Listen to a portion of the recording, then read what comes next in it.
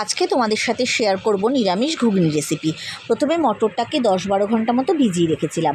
তারপরে প্রেশার কুকারে নুন হলুদ দিয়ে মটরটাকে 4-5টা সিটি মেরে সেদ্ধ করে নিয়েছিলাম। তারপরে কড়াইতে তেল দিয়ে তার মধ্যে ডুবো ডুবো করে কেটে রাখা আলুটা নুন হলুদ দিয়ে ভেজে তুলে রেখেছিলাম। সেই তেলের মধ্যেই সাদা জিরে আর হিং ফোড়ন দিয়ে দিয়েছিলাম। তারপরে দিয়েছিলাম তার মধ্যে আদা, কাঁচা লঙ্কা আর টমেটোর একটা পেস্টটা দিয়ে ভালো করে একটু কষিয়ে তার মধ্যে দিয়েছিলাম নুন, হলুদ, জিরে গুঁড়ো, ধনে গুঁড়ো আর সামান্য একটু কাশ্মীরি লঙ্কার গুঁড়ো। তারপরে তার মধ্যে সামান্য একটু জল দিয়ে ভালো মতো মশলাটাকে কষিয়ে দিয়েছিলাম।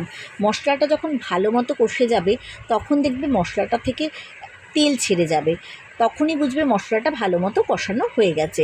সেই সময় দিয়ে দিয়েছিলাম আগে থেকে সেদ্ধ করে রাখা মটরটা আর আগে থেকে ভেজে রাখা আলুটা, দিয়ে তারপরে দিয়ে দিয়েছিলাম জল, আর তারপরে দিয়েছিলাম কসুরি মেথি আর শাহি গরম মশলা। তো হয়ে গেছিলো আমার ঘুগনি। তো আজকের ভিডিওটা আমি এখানেই শেষ করলাম। দেখা হচ্ছে আমার পরের ভিডিওতে।